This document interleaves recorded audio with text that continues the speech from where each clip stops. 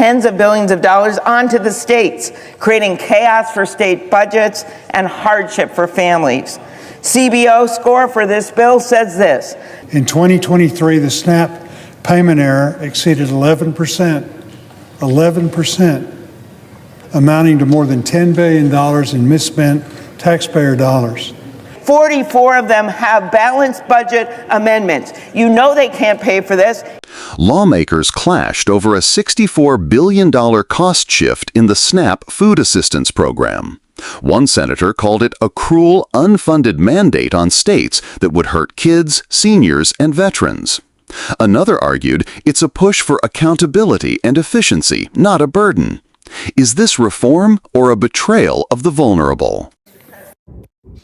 I recognize the senator from Minnesota. Mr. President, I make a point of order that the pending measure contains an unfunded intergovernmental mandate, and thus it violates Section 425A2 of the Congressional Budget Act of 1974.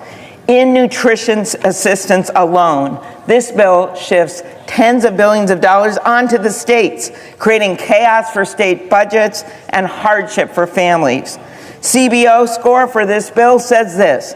The non-tax provisions of the substitute amendment would impose intergovernmental and private sector mandates as defined in the Unfunded Mandates Reform Act, and that the SNAP cost shift provisions would impose the largest intergovernmental mandates. Seriously, the largest shift in this whole bill, the largest unfunded mandate is on the backs of kids and veterans and seniors and people with disabilities. $64 billion over to the states. 44 of them have balanced budget amendments. You know they can't pay for this. It's hurting local grocery stores. It's hurting our farmers. And it's all done to pay for tax cuts to the wealthy. I say to our colleagues, vote for families over billionaires. Vote for fiscal sanity over this big, beautiful betrayal. And vote yes, this is an unfunded mandate. Mr. President. I recognize the senator from Arkansas. I rise to waive the point of order raised by my colleague from Minnesota. I urge my colleagues to vote to waive the point of order. In 2023, the SNAP payment error exceeded 11%, amounting to more than $10 billion in misspent taxpayer dollars. This underscores the need for stronger state accountability in administering this program. This title incentivizes states to be a better steward of taxpayer dollars, to use resources that are prioritized for those most in need.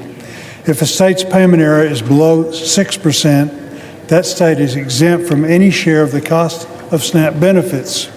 This is a reasonable approach that will help preserve the integrity and long-term sustainability of the program. There is ample time for the states to adjust, plan, and budget for this to take effect in 2028.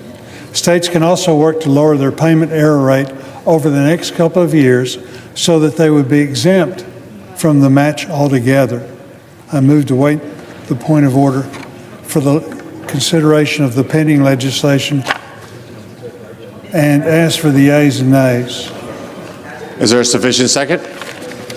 There appears to be. The clerk will call the roll.